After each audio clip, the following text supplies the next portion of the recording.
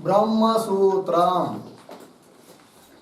ब्रह्मसूत्र ग्रंथ में page number है 95 और 95 पेज पर ऊपर से 9वीं पंक्ति है।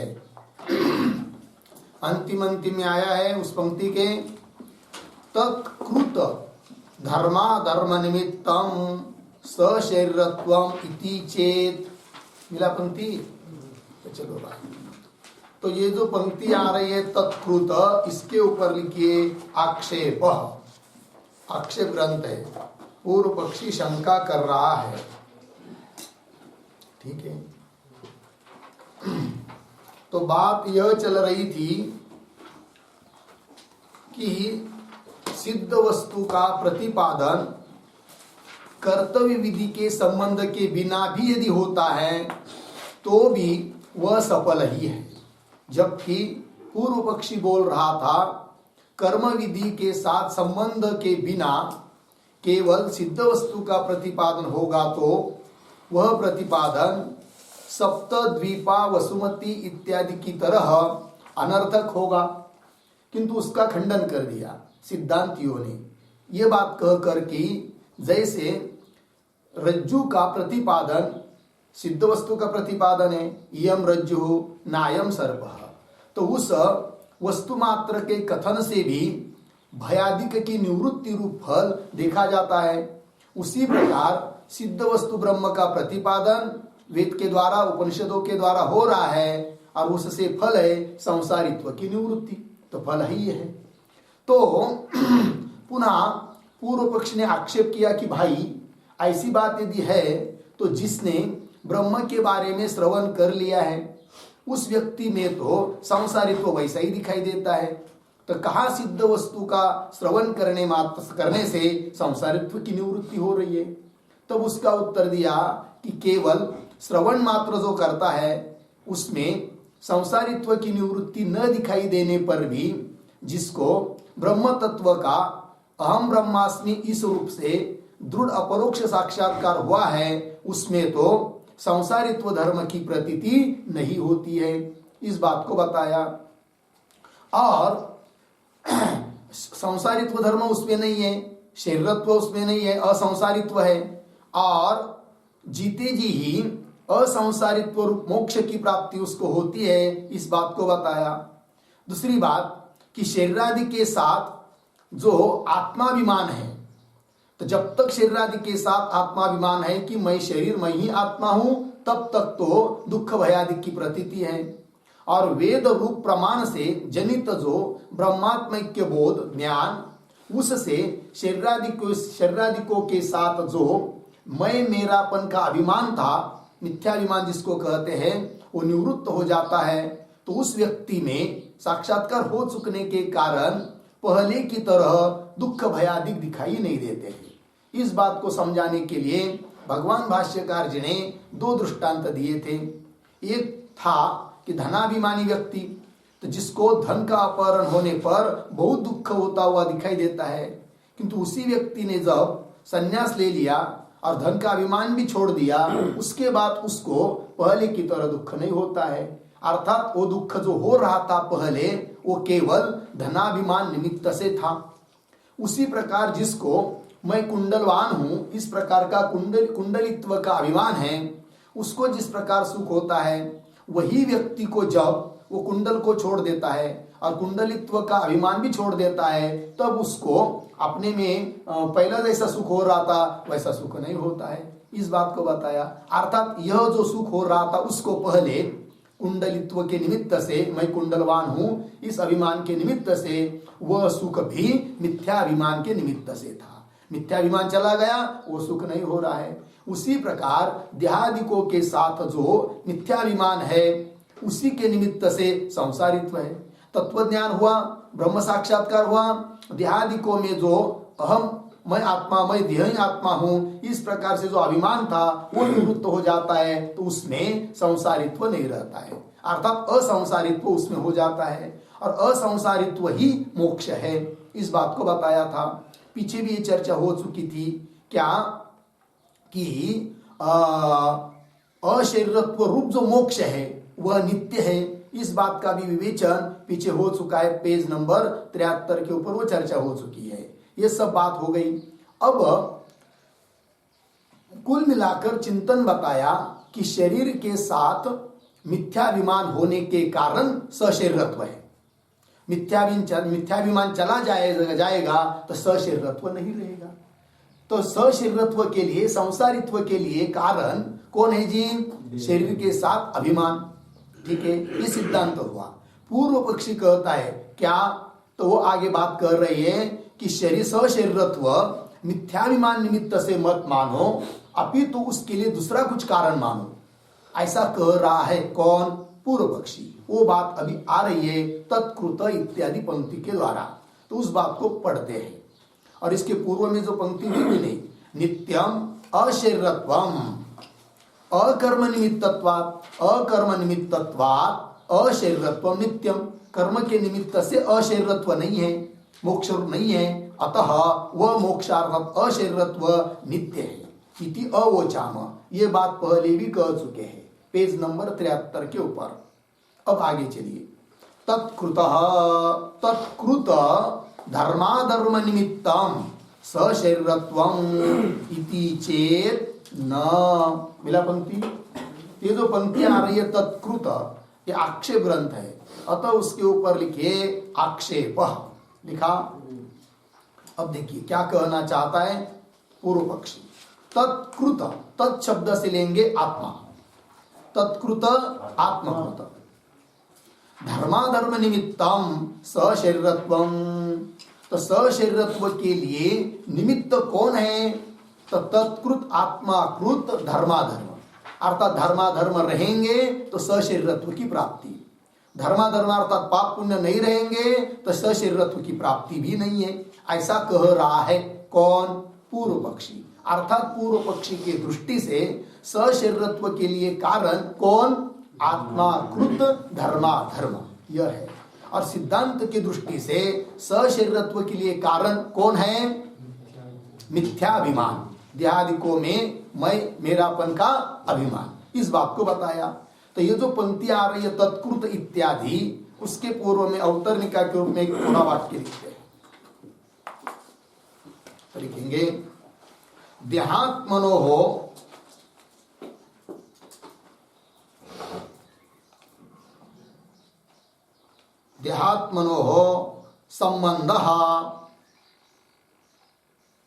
संबंधः सत्यः इति शंकते।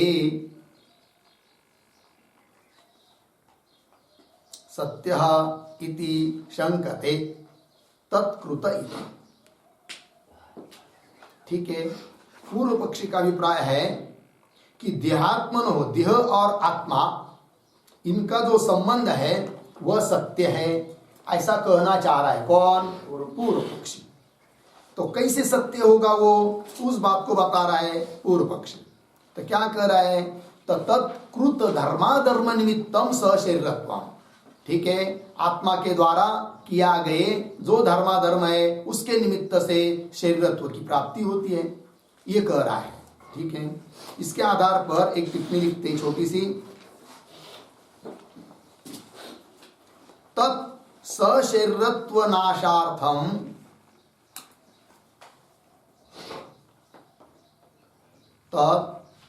सशरीरत्व नाशार्थम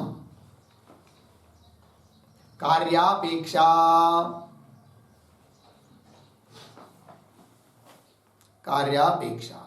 बराबर कर्मापेक्षा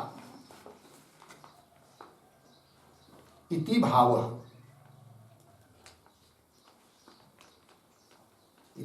अतः वेदांतानां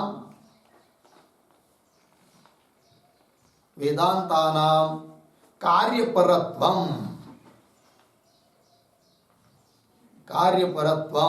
भवति इति भाव।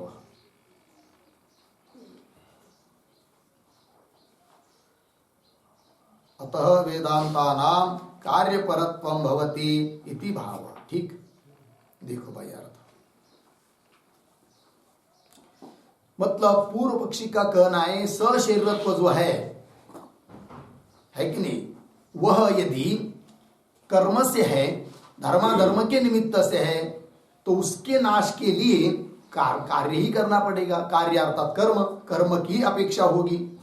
और कर्म की यदि अपेक्षा होगी सशरीरत्व रूप सांसारित्व के निवृत्ति के लिए, यदि कर्म की अपेक्षा पड़ेगी तो वेदांतानाम कार्यपरत्वम भवति। तो वेदांत शास्त्र जो है केवल तत्व ज्ञान ब्रह्म सिद्ध वस्तु ब्रह्म का प्रतिपादन करने के लिए नहीं है, अपितु ब्रह्म का प्रतिपादन तो कर रहा है किंतु कर्म शेष के रूप में ब्रह्म का प्रतिपादन कर रहा है। ये पूर्व पक्षी का अभिप्राय है। ठीक, चलिए, तत्कृत धर्माधर्म निमित्तम सशरीरत्वम इति चेत न, तो उत्तर दे रहे सिद्धांती। तो इति चेत के बाद पंक्ति है न क्यों शरीर संबंधस्य असिद्धत्वात् धर्माधर्मयोः आत्मकृतत्व असिद्धेः इत्यादि पंक्ति। ये जो पंक्ति शुरू हुई न से, तो न इत्यादि से उसके ऊपर लिखिए समाधानम।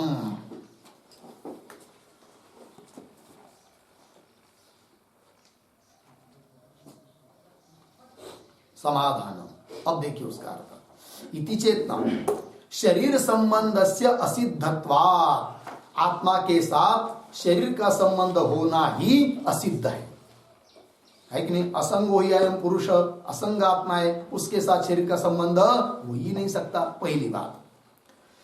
इति चेतना मतलब ही पूर्व पक्षी ऐसा मत कहो, क्यों? शरीर संबंधस्य असिद्धत्वात्, शरीर का संबंध आत्मा के साथ होना असिद्ध है। अतः धर्माधर्मयोः आत्मकृतत्व सिद्ध है, इसलिए धर्माधर्म आत्मकृत है ये कहना ठीक नहीं है। धर्माधर्म आत्मकृत है ये कहना यदि आपको हो तो आत्मा का शरीर के साथ संबंध बताना पड़ेगा, जबकि आत्मा के साथ शरीर का संबंध होना ही असिद्ध है। अतः उसके द्वारा धर्माधर्म होते हैं ये कहना ही ठीक नहीं है। यदि धर्माधर्म ही नहीं हो रहे आत्मा के द्वारा तो उस धर्माधर्म के निमित्त से सशरीरत्व है ये बात कहना तो बहुत दूर की रही। अर्थात सशरीरत्व का कारण धर्माधर्म नहीं है, इस बात को बताया। और आगे कह रहे देखिए, शरीर संबंध से असिद्धत्वात् धर्माधर्मयोः आत्मकृतत्व सिद्ध है। धर्माधर्म आत्मकृत है ये कह नहीं सकते। यदि कहेंगे तो अन्योन्याश्रय दोष आएगा। कैसा? उस बात को कह रहे आगे की पंक्ति में।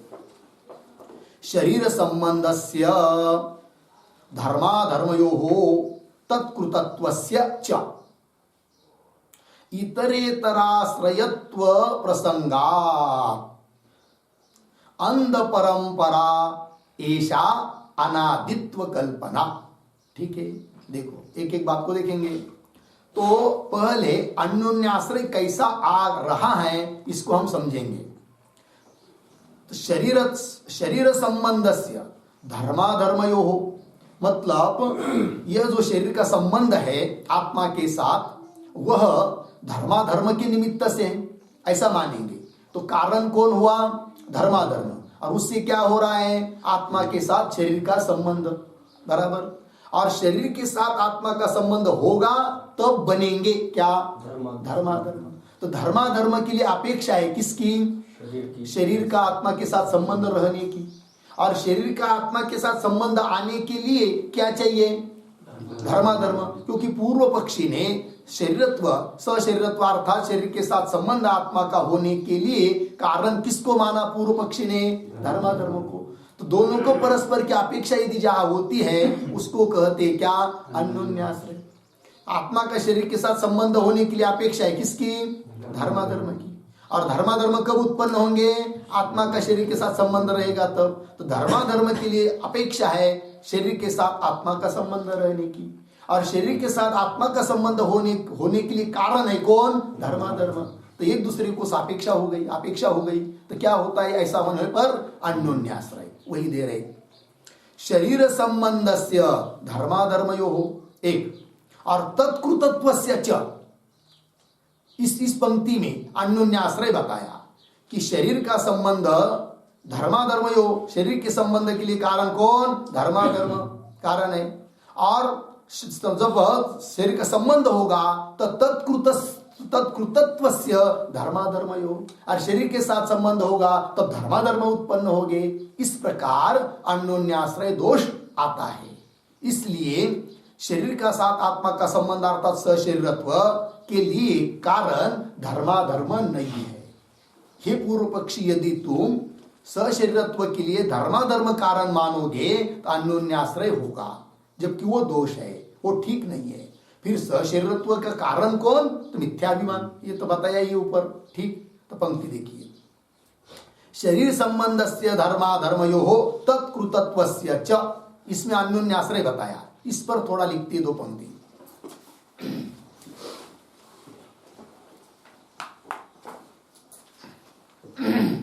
तो लिखेंगे आत्मनः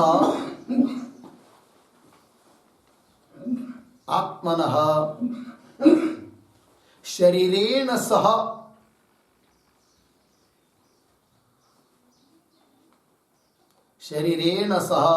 संबंधः चेत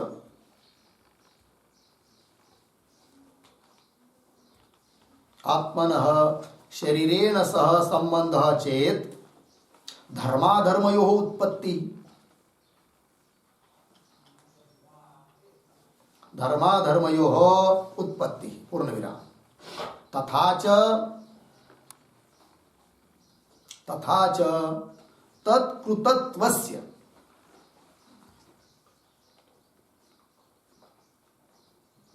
तत्कृतत्वस्य प्रतीक है बराबर आत्मकृतत्वस्य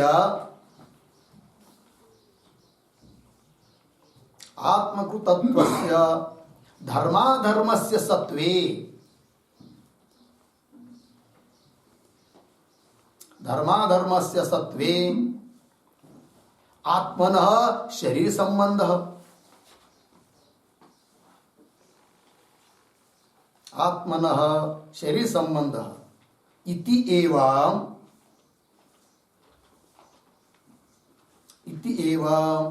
अन्योन्याश्रय दोषः भवति,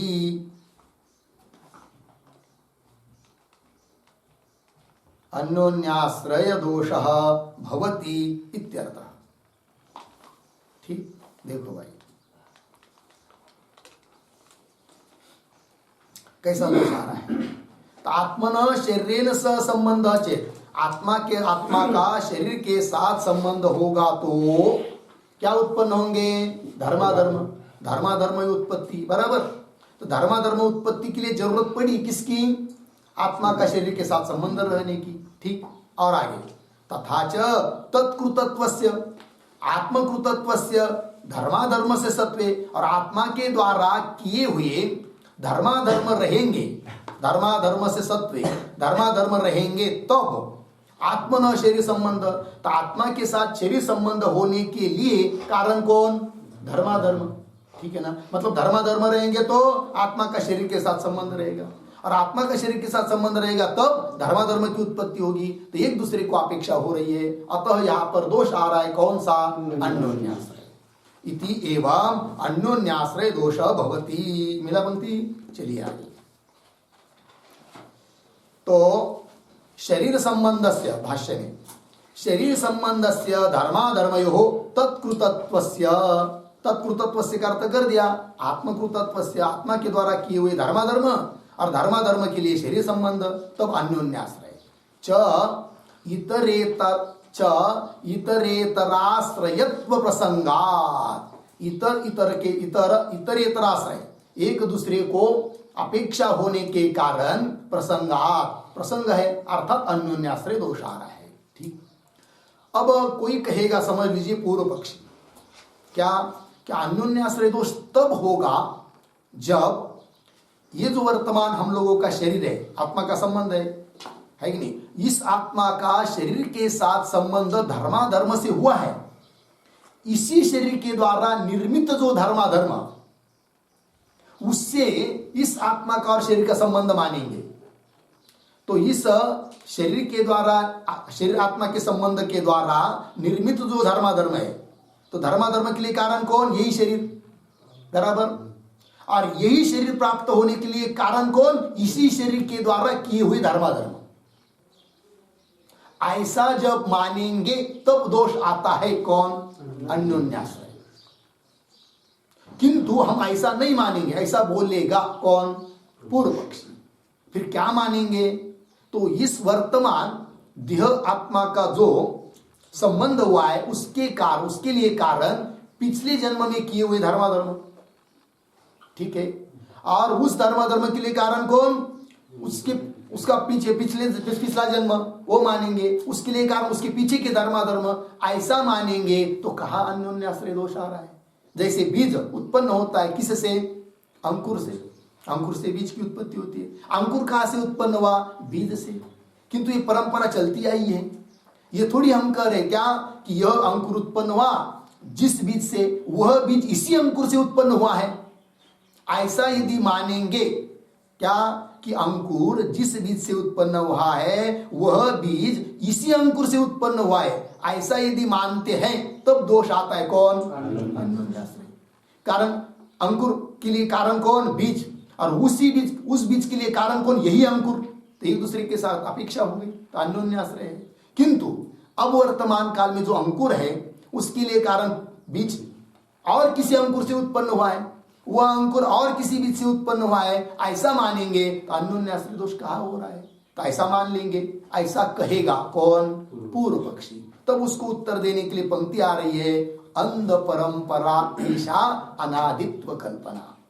ईशा अनादित्व कल्पना अंध परंपरा। तो क्या अभिप्राय है पूर्व पक्षी का? तो इस पंक्ति को पहले इसके ऊपर थोड़ा सा लिखेंगे, तब ये पंक्ति भी समझ में आएगी। तो लिखते थोड़ा सा, ननो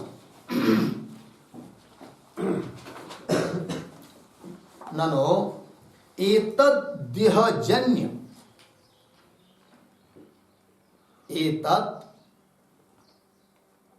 देहजन्य धर्माधर्म कर्मणः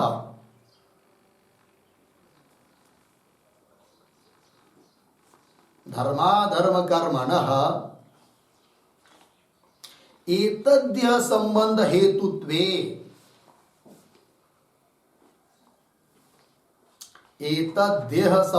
हेतुत्वे अन्योन्याश्रयः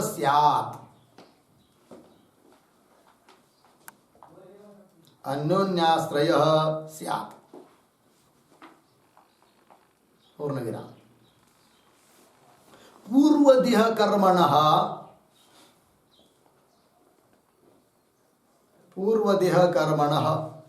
एतद्देह संबंधोत्पत्ति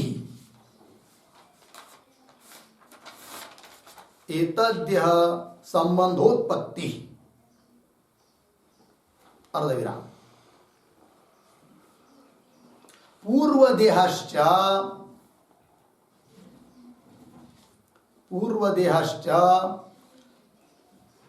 तत्पूर्वदेह कृतकर्मणः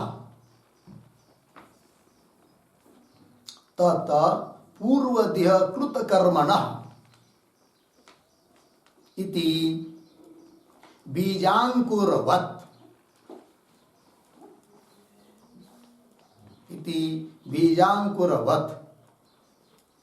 अनादित्वात्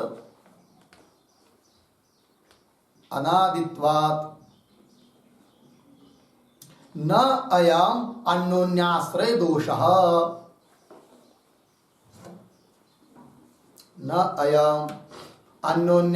दोषः। इति अतः आह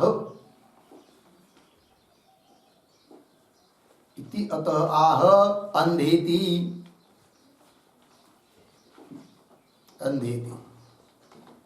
पूर्ण विराम। आगे पहले इसको समझ लीजिए, फिर उसका उत्तर देंगे। तो क्या कहना चाहता है पूर्व पक्षी, इस बात को बताया इस टिप्पणी में, कि जिसका उत्तर भगवान भाष्यकार कह रहे हैं अंध परंपरा इत्यादि पंक्ति से दे रहे हैं। तो देखो भाई, पूर्व पक्षी शक कर रहा है, बता दिया आपको भाव ऐसा, तो देख लीजिए। ननु एतद्देहजन्य धर्माधर्म कर्मणः, यह जो वर्तमान कालीन हम लोगों का देह है, इस एतद्देह, इस देह से उत्पन्न हुए जो धर्माधर्म रूप कर्म है कि नहीं, उसी कर्म से एतद्देह संबंध हेतुत्व, इस देह का संबंध आत्मा के साथ जो हुआ है उसके लिए कारण कौन? इसी जन्म से किए हुए धर्माधर्म कारण मानेंगे। ठीक है, इस देह ने क्या किया? धर्माधर्म उत्पन्न किया, और उसके कारण कौन? ये शरीर प्राप्त हुआ है कि नहीं? और देखो भाई, एतद्देह जन्य धर्माधर्म कर्मणः एतद्देह संबंध हेतुत्वे अन्योन्याश्रय से, तब अन्योन्याश्रय दोष हो रहा है, क्योंकि यह देह का आत्मा के साथ, वर्तमान देह का आत्मा के साथ संबंध होने के लिए कारण कौन? धर्माधर्म। कौन से? इसी जन्म से किए हुए। और इस जन्म से किए जाने वाले धर्माधर्म के लिए कारण कौन? देह का आत्मा के साथ संबंध। मतलब देह आत्मा के साथ संबंध है तब धर्माधर्म, और वो धर्माधर्म उत्पन्न हुए तब इस देह का संबंध, तब परस्पर में अपेक्षा होने के कारण दोष आ रहा है। कौन सा? अन्योन्याश्रय। किंतु पूर्व पक्षी कहता है ऐसा मानेंगे नहीं। कैसा मानेंगे? फिर वो आगे दिया है, पूर्व देह कर्मण एतद्देह संबंधोत्पत्ति, इस देह का संबंध जो आत्मा के साथ हुआ है इसके लिए कारण कौन? पूर्व देह में किए हुए कर्म, न कि इस देह के द्वारा किए हुए कर्म। ठीक है, देखिए, पूर्व देह कर्मण, कर्म से एतद्देह संबंधोत्पत्ति, और पूर्व देह जो प्राप्त हुआ था, पूर्व देह का आत्मा के साथ जो संबंध था उसके लिए कारण कौन? तत्पूर्व देह कृत कर्मण, उसके पीछे वाले देह के द्वारा किए हुए कर्म। इति, इस प्रकार बीजांकुरवत, बीज अंकुर की तरह, बीजांकुर न्याय से अनादित्वा, या अनादि परंपरा है, और ऐसा मानने से न अयम अन्योन्याश्रय दोष, यह कोई अन्योन्याश्रय दोष नहीं है। ऐसा यदि पूर्व पक्षी बोलता है तब उसको उत्तर देने के लिए पंक्ति आ रही है, अंध परंपरा ऐसा अनादित्व कल्पना। यह अंध परंपरा है। बोलेंगे अंध परंपरा है मतलब ये बीजांकुर न्याय, ये भी अपरंपरा जो बताई जा रही है, दिखी जा रही है, वो भी अंध परंपरा है क्या? बोलेंगे नहीं। तो अंध परंपरा शब्द का क्या अर्थ है उसको पहले समझेंगे। तो लिखते थोड़ा सा और आगे उत्तर के रूप में, तो लिखते अंध परंपरा बराबर, अंध परंपरा बराबर अप्रामाणिकी परंपरा।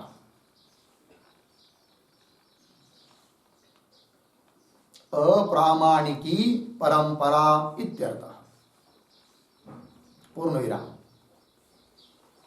आगे, बीजात अंकुरः, बीजात अंकुरः अर्धविराम, ततः बीजांतरम, ततः बीजांतरम च यथा प्रत्यक्षेण दृश्यते, यथा प्रत्यक्षेण दृश्यते अर्धविराम, तद्वत्, तद्वत् आत्मनः देह संबंधः, आत्मनः देह संबंधः पूर्व कर्म कृतः, पूर्व कर्म कृतः न प्रत्यक्षः, न प्रत्यक्ष बराबर न प्रत्यक्ष विषय, न प्रत्यक्ष विषय। पूर्ण विराम। आगे, नापि कश्चित् आगमः अस्ति, नापि कश्चित् आगमः अस्ति अर्धविराम, प्रत्युत, प्रत्युत। आगे उद्धरण चिन्ह में असंगो ही, असंगो ही उद्धरण चिन्ह वन, इत्यादि श्रुति ही, इत्यादि श्रुति ही सर्वकर्तृत्वं वारयति,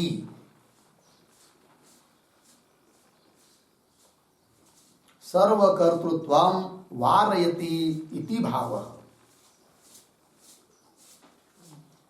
सर्वकर्तृत्वं वारयति इति भावः। अतः अप्रामाणिकी अनादि कल्पना, अतः अप्रामाणिकी अनादि कल्पना न उचिता इत्यर्थः।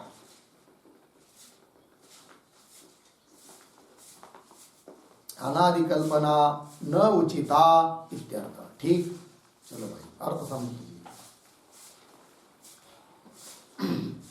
ये अंध परंपरा है। अंध परंपरा का अर्थ है अप्रामाणिकी है। जिस परंपरा को बता रहे हैं उस वह परंपरा यदि प्रमाण से है, उसके लिए प्रमाण है तो कोई बात नहीं, मानते हम लोग। जैसे बीजांकुर न्याय, ये अंध परंपरा नहीं है, अर्थात अप्रामाणिकी नहीं है, क्योंकि प्रत्यक्ष प्रमाण से दिखाई दे रहा है क्या, अंकुर से बीज उत्पन्न होता है, उस बीज से नया अंकुर उत्पन्न होता है, ये परंपरा दिखाई दे रही है, इसलिए वो अंध परंपरा नहीं है, अप्रामाणिकी नहीं है। किंतु ये पूर्व पक्षी तुम जो परंपरा कह रहे हो वह तो अंध परंपरा है, अर्थात अप्रामाणिकी परंपरा है, वो कहना ठीक नहीं है। ये कहना देखिए, तो बीजात अंकुर, बीज से अंकुर उत्पन्न होता है, ततः उस अंकुर से पुनः बीजांतरम नया बीज उत्पन्न होता है, यथा प्रत्यक्ष न दृश्यते, प्रत्यक्ष प्रमाण से दिखाई दे रहा है, तद्वत उस प्रकार आत्मन देह संबंध पूर्व कर्मकृत, आत्मा के साथ देह का संबंध पीछे किए हुए कर्म के कारण है, यह बात प्रत्यक्ष नहीं है, प्रत्यक्ष का विषय नहीं है, न इसके लिए कोई शास्त्र है कि नहीं। फिर कोई कहेगा भाई कैसा, हम लोग तो अभी तक यही सुनते आ रहे, मानते हैं, सब लोग दुनिया के मानते हैं क्या, कि ये जो संसार परंपरा जीव के पीछे लगी हुई है उसके लिए कारण कौन है, पाप पुण्य। हम लोगों को जो शरीर प्राप्त हुआ है उसके लिए कारण कौन, धर्माधर्म है कि नहीं। जैसा पुण्य रहेगा, जैसा पाप रहेगा, या पाप पुण्य समान रहेगा तो उस प्रकार का शरीर प्राप्त होता है। ये तो सुने आ रहे हैं, और आप कह रहे कि अंध परंपरा है, अप्रामाणिक परंपरा है, ये बात कैसी। तो उसका तात्पर्य क्या है, तो ये जो है संसार की प्राप्ति, वहां शरीर, जीव को शरीर की प्राप्ति हो रही है, उस जीव को उस शरीर की प्राप्ति हो रही है, उसके लिए कारण उस जीव ने उसके पीछे जन्मों में किए हुए धर्माधर्म है, किंतु वो तात्पर्य बताने में तात्पर्य नहीं है। क्या तात्पर्य क्या है फिर, वह भी शरीर के द्वारा किया जाने वाला धर्माधर्म क्यों है, शरीर के साथ अहम मम ऐसा अभिमान धारण करने के कारण है। ठीक है, अर्थात जीवों को शरीर की प्राप्ति हो रही है, वो क्यों हो रही है, शरीरों के साथ मिथ्याभिमान है, और वो मिथ्याभिमान भी क्यों है, उसके लिए कारण है अज्ञान, अर्थात स्वस्वरूप का ज्ञान नहीं है। और स्वस्वरूप का ज्ञान नहीं अर्थात स्वस्वरूप का अज्ञान है, इसका कारण देहादिकों के साथ तादात्म्य हुआ है, अभिमान हुआ है, और अभिमान होने के कारण शरीर के द्वारा किए जाने वाले जो भी कर्म है उससे धर्माधर्म उत्पन्न होता है, और उस धर्माधर्म से अन्य शरीर प्राप्त होता है, किंतु वह शरीर आत्मा का संबंध केवल धर्माधर्म कारण है, उसका मूल कारण है कौन, आत्माभिमान, देहादिकों के साथ अहम मम अभिमान, मिथ्याभिमान जिसको कहते हैं, मिथ्या ज्ञान जिसको कहते हैं, वो मूल कारण है, तभी संसारित्व की प्राप्ति है जीव को, ये कहने में तात्पर्य है। ठीक है जी, चलिए तो पंक्ति देखिए भाष्य में,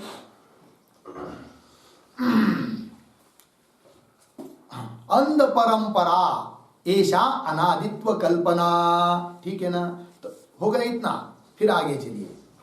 आगे और भगवान भाष्यकार युक्ति बता रहे हैं क्या, कि आत्मा में कर्तृत्व नहीं है। क्यों नहीं है आत्मा में कर्तृत्व, इस बात को कह रहे आगे की पंक्ति में, क्रिया समवाया भावात च आत्मनः कर्तृत्व अनुपपत्ते है। मिला इस पंक्ति का थोड़ा अन्वय, आत्मनः कर्तृत्व अनुपपत्ते है,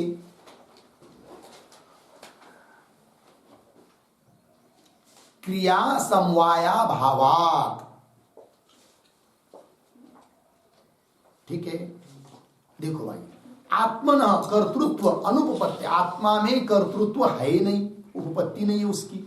कारण क्या, क्रिया समवाया भावात। क्रिया समवाया भावात का अर्थ लिखिए, क्रिया संबंधा भावात।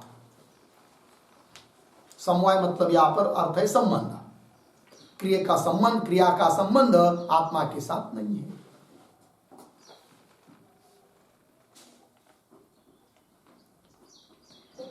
यदि क्रिया का संबंध होता तो आत्मा में कर्तृत्व माना जाता। आत्मा करता नहीं है, करता तब होता है जब क्रिया के साथ संबंध रहता है, संबंध है नहीं। तो ये पंक्ति आई है, आत्मन कर्तृत्व अनुपपत्ते क्रिया समवाया भावात्। आत्मन कर्तृत्व अनुपपत्ते मतलब कूटस्थस्य कृति अयोगा, ये उसका तात्पर्य है। आत्मन मतलब कूटस्थ, एक वाक्य लिख के रखिए छोटा सा। आत्मन कर्तृत्व अभावात्, कर्तृत्व अनुपपत्ति, इसका अर्थ कूटस्थस्य कृति अयोगात्, कृति अयोगात् न कर्तृत्वम् इत्यर्थः। न कर्तृत्वम् इत्यर्थः, क्योंकि आत्मा कूटस्थ अर्थात निर्विकार है। निर्विकार ऐसा जो आत्मा, उसमें कृति का संबंध कहेंगे तो उसका कूटस्थत्व ही नहीं रहेगा। कूटस्थ रूप आत्मा में कृति का अयोग है, अतः कर्तृत्व उसमें नहीं है। लग गया अर्थ? चलिए, अब इस पर पुनः पूर्व पक्षी आक्षेप कर रहा है। क्या आक्षेप कर रहा है भाई? तो आगे की पंक्ति, सन्निधान मात्रेण राज प्रभृतीनाम दृष्टम कर्तृत्वम इति चेत, यह आक्षेप ग्रंथ हुआ। तो सन्निधान मात्रेण, इसके ऊपर लिखिए आक्षेप।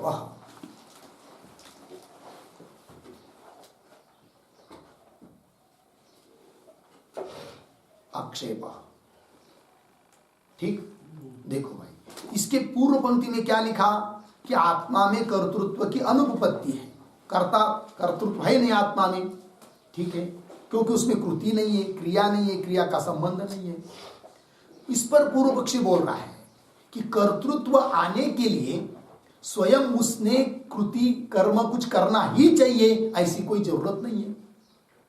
स्वयं कर्म नहीं करेगा तो भी उसमें कर्तृत्व आ सकता है। बोलेंगे कैसा आएगा, उदाहरण बताओ।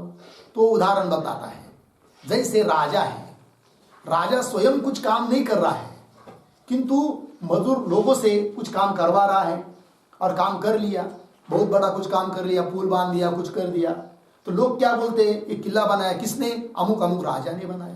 तो राजा ने बनाया, इसका मतलब राजा स्वयं काम करने के लिए वहां आया क्या? नहीं आया। तो भी उसमें कर्तृत्व गया कि नहीं गया? तो कर्तृत्व आने के लिए स्वयं क्रिया करने की जरूरत पड़ती है क्या? नहीं है। सन्निधि मात्र से भी कर्तृत्व आ सकता है। उस प्रकार कर्तृत्व है, क्रिया हो रही शरीर से, तो भी उस शरीर के साथ सन्निहित आत्मा होने के कारण उस आत्मा में कर्तृत्व कह सकते हो, ऐसा बोल रहा है कौन? पूर्व पक्षी। पंक्ति देखिए, सन्निधान मात्रेण, सानिध्य होने मात्र से भी, क्या मात्रेण, राज प्रवृत्ति नाम, राजा इत्यादि को में दृष्टम किम कर्तृत्वम, राज प्रवृत्ति नाम कर्तृत्वम दृष्टम, सन्निधि मात्रेण, सन्निधान मात्रेण, सन्निधि मात्र से भी कर्तृत्व उसमें देखा गया। इति चेत, ऐसा यदि पूर्व पक्षी बोलता है तो इस पंक्ति से पूर्व पक्षी ने क्या कहा कि आत्मा में कर्तृत्व मानना चाहिए सन्निधि मात्र से, जैसा दृष्टांत दिया उसने। तो उसका उत्तर दे रहे इति चेत न। तो न धन दानादि पंक्ति आ रही आगे, उसके ऊपर लिखिए समाधानम, समाधान ग्रंथ है।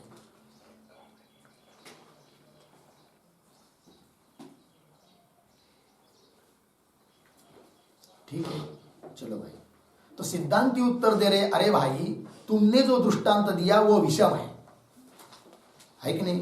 राजा में कर्तृत्व आ रहा है सन्निधि मात्र से, किंतु ऐसा ही थोड़ी आ रहा है।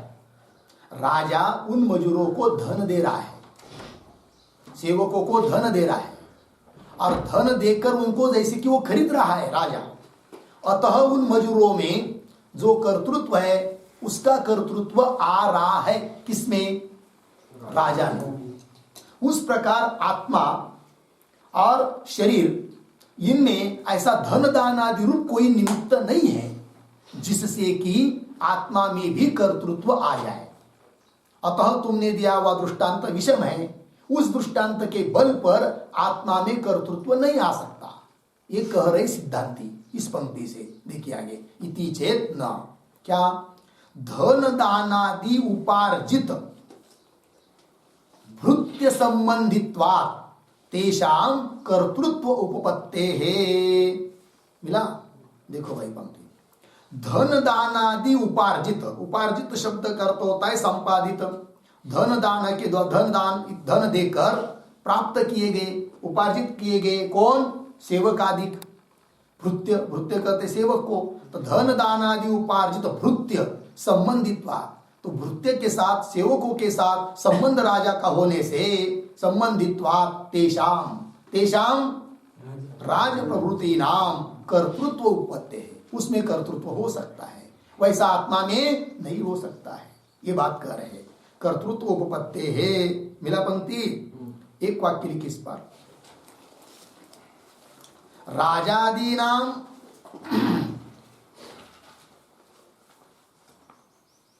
राजादीनाम स्वकृत भृत कार्ये, स्वकृत भृत्य कार्ये, स्वकृत भृत्य कार्ये कर्तृत्वम युक्तम, कर्तृत्वम युक्तम अर्धविराम, न आत्मनः, न आत्मनः अर्धविराम दृष्टांत वैषम्यात् इति, दृष्टांत वैषम्यात् इति। देखो भाई अर्थ, तो राजादि नाम कर्तृत्व युक्तम, राजादि को में कर्तृत्व कहना ठीक है। क्यों?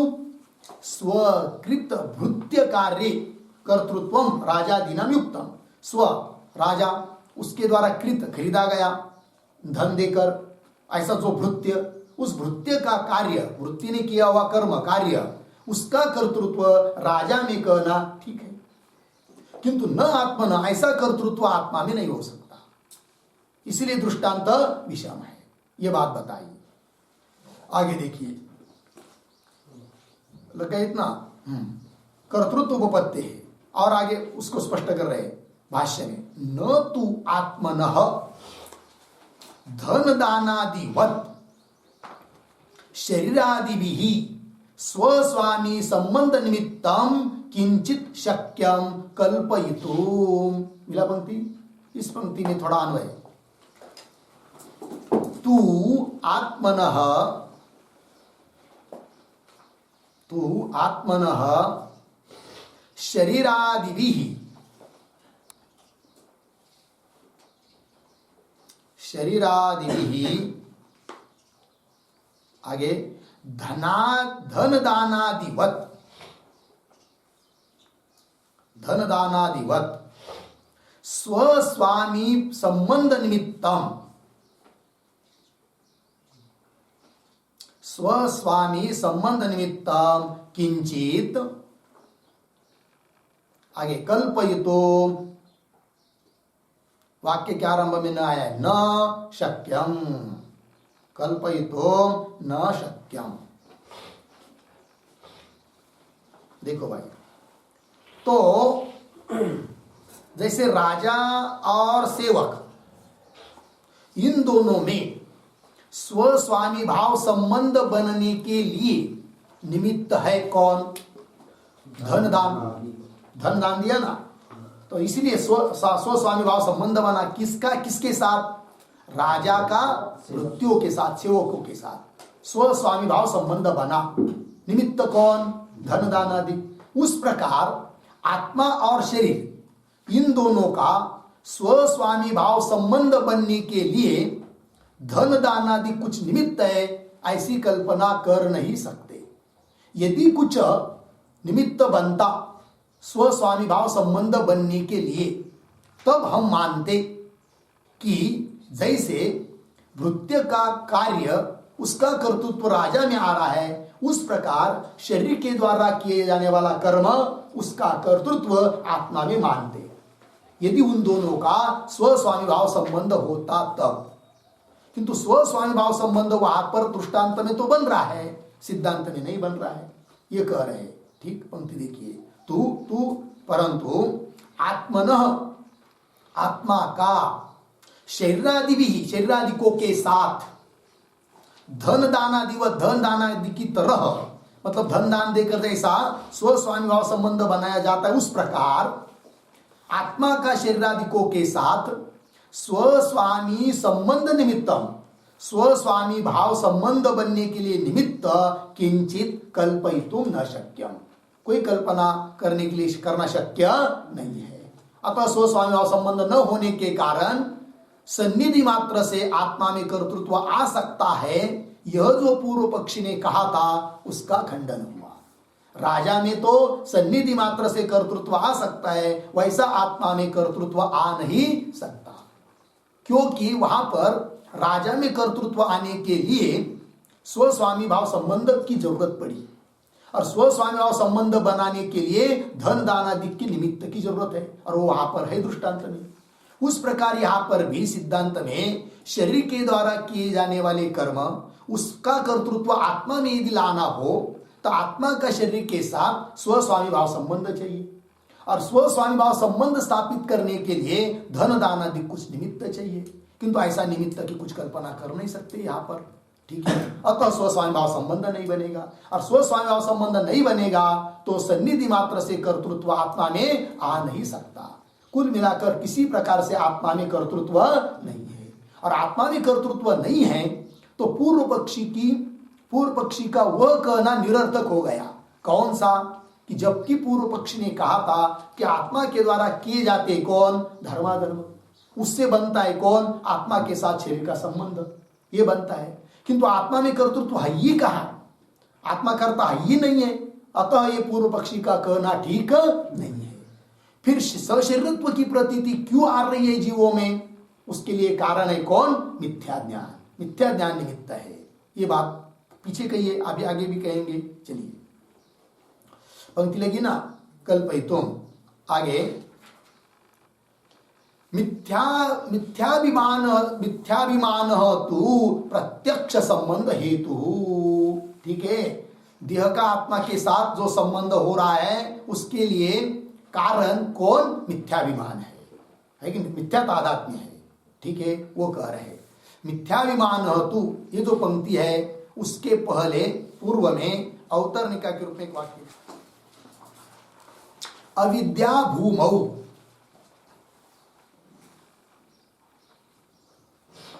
अविद्या भूमौ बीजांकुरवत्,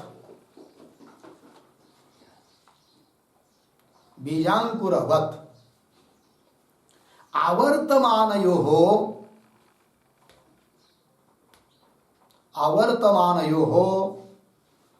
देहकर्मणोः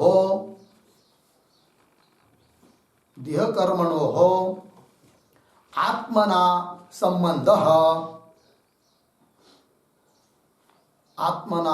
संबंधः भ्रांतिकृतः एव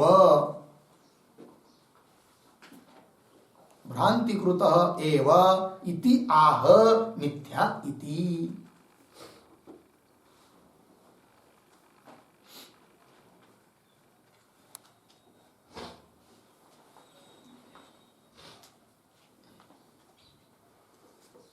ठीक है, अर्थ देखिए भाई, तो अविद्या भूमौ, अविद्या भूमि में, अविद्या क्षेत्र में, थोड़ी देर के लिए तत्वज्ञान की बात अलग रखिए, व्यवहार की बात सामने लाइए।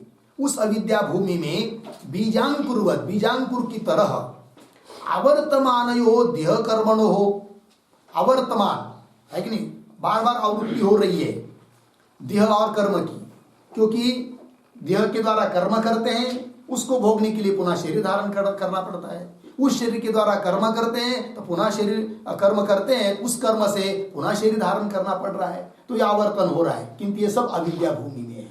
और इसके लिए कारण कौन? देहादिक के साथ आत्माभिमान। यदि देहादिक के साथ आत्माभिमान नहीं है, अहम ब्रह्मास्मि निश्चय हुआ, देह मैं हूं, मेरा है, यह अभिमान नहीं रहा, तो ऐसे स्थिति में उस देह के द्वारा कुछ कर्म किए भी जाते हैं, तो भी उस कर्म के बल पर शरीर धारण करना नहीं पड़ता है। यदि धर्म ही आत्मा का शरीर के साथ संबंध होने के लिए कारण होते तो देहादि के साथ तादात्म्य अभिमान छोड़ने पर जब कर्म किए जाते हैं तो उससे भी शरीर धारण होता, शरीर की प्राप्ति होती, किंतु ऐसा तो नहीं हो रहा है। अतः शरीर का आत्मा के साथ संबंध होने के लिए मुख्य कारण मिथ्याभिमान ही है, मिथ्या ज्ञान ही है। इस बात को कह रहे। अविद्या भूमौ बीजांकुरवत अवर्तमानयो ध्येय कर्मणो, ध्येय और कर्मों का आत्मना संबंध, आत्मा के साथ संबंध भ्रांतिकृत, देह कर्म के साथ आत्मा का संबंध है कि नहीं, वो क्या है, भ्रांतिकृत है। आत्मा का देह और कर्म के साथ जो संबंध है वो भ्रांतिकृत ही है। इस बात को कह रहे इस पंक्ति से। मिथ्याभिमान तो प्रत्यक्ष संबंध हेतु, प्रत्यक्ष संबंध के लिए कारण प्रत्यक्ष कौन है, मिथ्याभिमान है कि नहीं। शरीर के साथ हम लोग मैं मेरापन का अभिमान धारण करते हैं, वो उसके कारण शरीर को अपना समझते हैं। जैसे उदाहरण दिया था कुंडल और धन का, तो धन के साथ धन का अभिमान धारण कर लिया, मैं धनी हूं, तभी उस धन का अपहरण होने पर दुख हो रहा है, और अभिमान नहीं है तो दुख नहीं हो रहा है। उस प्रकार शरीर के साथ मैंपन का अभिमान है तब दुखाधिक हो रहे, मैंपन का अभिमान नहीं है तो दुखाधिक नहीं हो रहे, ये प्रत्यक्ष है। इसलिए मिथ्याभिमान तो प्रत्यक्ष संबंध हेतु, लग गया अर्थ। आगे ये तेन, इतना सब व्याख्यान हुआ, इससे और एक बात की सिद्धि हुई। क्या सिद्धि हुई भाई, तो जो पूर्वमीमांसक कहते हैं कि यजेत इत्यादि विधि सुनाई दे रही है और इस विधि की अनुपपत्ति न हो इसलिए आत्मा को कर्ता मानना ही चाहिए, ऐसा मीमांसक लोग बोलते हैं। तो उनका भी उनके बारे में भी एक कथन सिद्ध हुआ कि वह भी आत्मा में कर्तृत्व तब तक ही है जब तक देह के साथ मैंपन का अभिमान है। मैंपन का अभिमान नहीं है तो कर्तृत्व वहां पर भी आत्मा में नहीं है, ये कह रहे। एतेन यजमानत्वम आत्मनः व्याख्यातम, एतेन आत्मनः यजमानत्वम व्याख्यातम, ऐसा है। एतेन आत्मनः यजमानत्वम व्याख्यातम, ठीक है। इससे आत्मा में जो यजमानत्व है ऐसा मीमांसक कहते वो भी व्याख्यात हुआ। मतलब क्या, तो क्या कहते पूर्व मीमांसक कि जिसका व्याख्यान यहां पर कर दिया, तो एतेन के पूर्व में एक वाक्य लिखते हैं अवतरणिका के रूप में। ननु यजेत इति, यजेत इति विधि अनुपपत्त्या, विधि अनुपपत्त्या आत्मनः कर्तृत्वम्, आत्मनः कर्तृत्वम् एष्टव्यम्, एष्टव्यम् इति तत्र आह एतेन इति। अर्थ देखिए भाई, पूर्व पक्षी कहता है यजेत ये विधि है और आत्मा में यदि कर्तृत्व नहीं मानेंगे तो यजेत इस विधि की अनुपपत्ति होगी, इसकी संगति नहीं लगेगी, यजेत यह बात व्यर्थ होगी। अतः यजेत यह इस विधि की अनुपपत्ति न हो, ये व्यर्थ न होवे, इसलिए आत्मा में कर्तृत्व मानना चाहिए। कौन कहता है, पूर्व पक्षी है कि नहीं। तो उसका उत्तर दिया एतेन आत्मन यजमानत्वम व्याख्यातम, वो भी व्याख्यात हुआ। कैसे, एक टिप्पणी लिखेंगे।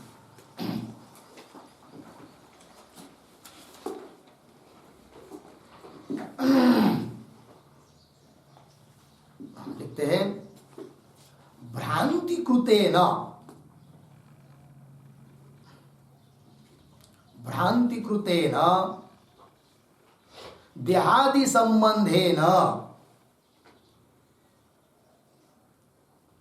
देहादि संबंधेन आत्मनः, आत्मनः यागादि कर्तृत्वं भवति, यागादि कर्तृत्वम भवति पूर्ण विराम। आ ब्रह्मबोधात एव, आ ब्रह्मबोधात एव आत्मनः भ्रांति मूलम कर्तृत्वम, भ्रांति मूलम कर्तृत्वम अस्ति इति व्याख्यातम इत्यर्थः, इति व्याख्यातम इत्यर्थः। ठीक है, देखो भाई अर्थ। तो भ्रांति कृतेन देहादि संबंधेन आत्मन यागादि कर्तृत्वम, आत्मा में यागादि की जी कर्तृत्वता है, कर्तृत्व है, कर्तव्यता है, वह क्या? भ्रांति कृतेन देहादि संबंधेन, भ्रम के कारण देहादि के साथ संबंध जोड़ लिया, देहमय हूं करके, इसलिए आत्मा में यागादिक का कर्तृत्व है। और देह में भ्रांति मूलक मयपन का संबंध नहीं है कि नहीं? भ्रांति मूलक जो देह में अहम ऐसा संबंध रखा है, वो यदि नहीं रहता है, तत्वज्ञान हो जाता है, तो उस समय यागादिक का कर्तृत्व है क्या? नहीं है। तो यागादिक का कर्तृत्व तब तक ही है जब तक देह में भ्रांति है कि मैं देह हूं करके। भ्रांति कृतेन देहादि संबंधेन आत्मनः यागादि कर्तृत्व भवति। आ ब्रह्मबोधा, ब्रह्मबोध होने तक ही वह कर्तृत्व है। जब ब्रह्मबोध हो गया तब आ ब्रह्मबोधात एव आत्मनः भ्रांति मूलम कर्तृत्वम, आत्मनः भ्रांति मूलम कर्तृत्वम, आत्मा में भ्रांति मूलक कर्तृत्व कब तक? जब तक ब्रह्मबोध नहीं होता है तब तक। ब्रह्मबोध हो गया तो स्वयं को कर्ता समझ ही नहीं रहा है, तो यागादिक का कर्तृत्व भी आत्मा में नहीं है। लग गया जी? चलिए, भ्रांति मूलम कर्तृत्व भवति इति व्याख्याता, इस बात की भी व्याख्या हुआ। अर्थात ये जे इस विधि की अनुपपत्ति न हो, इसलिए आत्मा में कर्तृत्व मानना चाहिए, ऐसा जो मीमांसक का कहना है उसको भी उत्तर दे चुके, इसका मतलब है। क्या उत्तर दिया? ठीक है भाई, ये जे विधि है, उसकी अनुपत्ति न हो इसलिए आत्मा में कर्तृत्व है, हाँ मानते हैं हम, किंतु आत्मा में कर्तृत्व तब तक ही है जब तक ब्रह्मबोध नहीं होता है, अर्थात जब तक भ्रांति है, जब तक देह को मैं मेरा समझ रहा है, तब तक कर्तृत्व तुम मान लो, विशिष्ट आत्मा में कर्तृत्व मान लो। किंतु शुद्ध जो कूटस्थ रूप आत्मा है उसमें किसी प्रकार का कर्तृत्व नहीं है, इस बात का भी व्याख्यान इस व्याख्यान से हो गया, ऐसा कह दिया आचार्य भगवान ने। लग गया? एतेन आत्मन यजमानत्वम व्याख्यातम। लग गई इतनी पंक्ति, एक बात हो गई। तो कुल मिलाकर क्या निश्चय निकला कि सशरीरत्व जो है वह भ्रांति मूलक है। ठीक है कि नहीं? हाँ। और जब भ्रम निवृत्त हो जाता है तब सशरीरत्व आत्मा में नहीं है, अपितु तो अशरीरत्व है, और अशरीरत्व ही मोक्ष है, और वह अशरीरत्व नित्य है। और अशरीरत्व स्वरूप जो मोक्ष है, असंग आत्मभाव है, उसका प्रतिपादन वेद कर रहा है। अर्थात क्या? अक्रिय सिद्ध ऐसा जो आत्मा, उसका प्रतिपादन वेद के द्वारा होता है। जबकि पूर्व पक्षी ने कहा था कि सिद्ध वस्तु का प्रतिपादन अनर्थक है, व्यर्थ है, वैसी बात नहीं है। सिद्ध वस्तु का प्रतिपादन करना भी सार्थक है। अर्थात वेद के द्वारा ब्रह्म का प्रतिपादन कर्म के शेष रूप में नहीं है, स्वतंत्र रूप से ब्रह्म का प्रतिपादन है। इस बात की यहां तक सिद्धि हुई। अब आगे इसी विषय में कुछ प्रभाकर कह रहे हैं, तो पंक्ति आ रही है अत्र आहु। मिला? अत्र आहु के ऊपर लिखिए आक्षेप।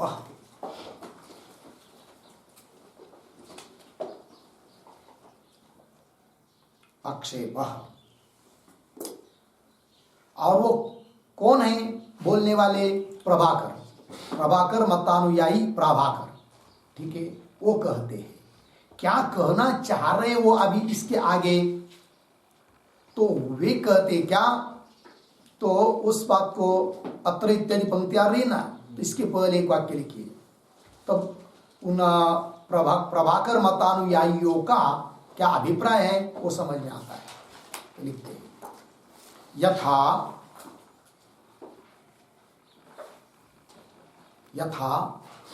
मानवकादौ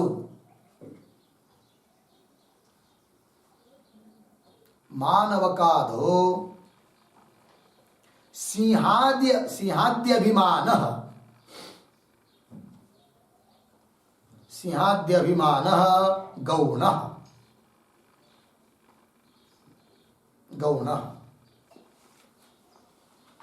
तथा देहादौ आत्माभिमानः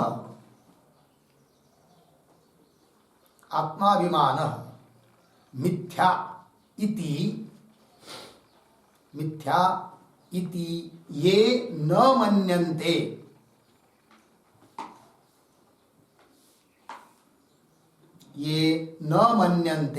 अर्धविराम। किंतु आत्मीयत्व गुणयोगात्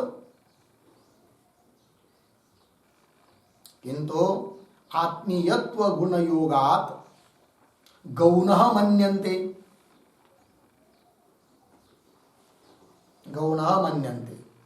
अर्धविराम। तेषां प्राभाकराणां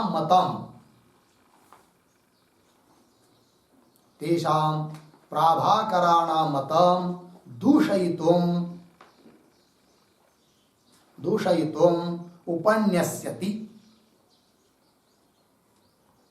उपन्यस्यति अत्र अहुः इति। ठीक है, देखो भाई, अब कि जिस प्रकार मानवक बालक उसमें सिंहादि अभिमान, सिंहो मानवक ऐसा प्रयोग किया जाता है, तो मानवक इत्यादि को में सिंहत्व का अभिमान जैसा गौण है, उसी प्रकार जे लोग देहादिक में आत्माभिमान मिथ्या है ऐसा नहीं मानते है कि नहीं। देहादौ आत्माभिमान मिथ्या इति ये न मन्यन्ते, ऐसा जो लोग मानते नहीं है, ऐसे मीमांसक लोग। किंतु क्या मानते फिर आत्मीयत्व गुण योगा। आप जैसे मानवक में सिंह के गुण शौर्य क्रौर्य वगैरह है, उस प्रकार आत्मीयत्व गुण योगा, आत्मीयत्व गुण के संबंध से गौण मन्यन्ते। देहादि में आत्माभिमान मिथ्या नहीं है अपितु गौण है, ऐसा जो लोग मानते हैं। सिद्धांत मतानुसार देहादियों में आत्माभिमान क्या है? मिथ्या है। और प्रभाकर मतानुयायी क्या कहते हैं? देहादिकों में आत्माभिमान मिथ्या नहीं है अपितु गौण है, ऐसा मानते हैं। आत्मीयत्व गुण योगात गौण मन्यन्ते तेषाम प्राभाकराणां मतम। ऐसे गौण है कि नहीं, देहादि में आत्माभिमान गौण है, ऐसे मानने वाले जो प्रभाकर मतानुयायी लोग हैं, उन मत का खंडन करने के लिए पहले उन मत को बता रहे हैं, उपन्यासिति लिख रहे हैं, उसका उल्लेख कर रहे हैं, उसको बता रहे हैं। फिर वो जब उनका मत समझ में आएगा तब उसका खंडन भी आगे करेंगे। ठीक है, तो क्या सिद्धांत क्या है? देहादि में आत्माभिमान मिथ्या है, मिथ्या होने से ज्ञान से उसकी निवृत्ति होती है। और जबकि प्रभाकर मतानुयायी देहादिकों में आत्माभिमान मिथ्या नहीं मानते अपितु गौण मानते। और जब गौण मानेंगे तो ज्ञान से उसकी निवृत्ति नहीं होगी, है कि नहीं। जैसे मानव और सिंह अलग अलग ज्ञान होने पर भी, है कि नहीं, वो मानवक में सिंह का अभिमान धारण करते लोग, देखो भाई ये सिंह जैसा है कि नहीं, ज्ञान से उसकी निवृत्ति नहीं होती है। उस प्रकार यहाँ पर भी ज्ञान से निवृत्ति नहीं होगी, क्योंकि गौण आत्मा व्यवहार में सत्य है, ऐसा उनका कहना है। ठीक है, तो क्या कहना है उनका, फिर उसका खंडन क्या है, इन सभी बातों का विचार हम लोग कल करते हैं। ओम पूर्णमदः पूर्णमिदं पूर्णात् पूर्णमुदच्यते पूर्णस्य पूर्णमादाय पूर्णमेवावशिष्यते। ओम शांति शांति शांति।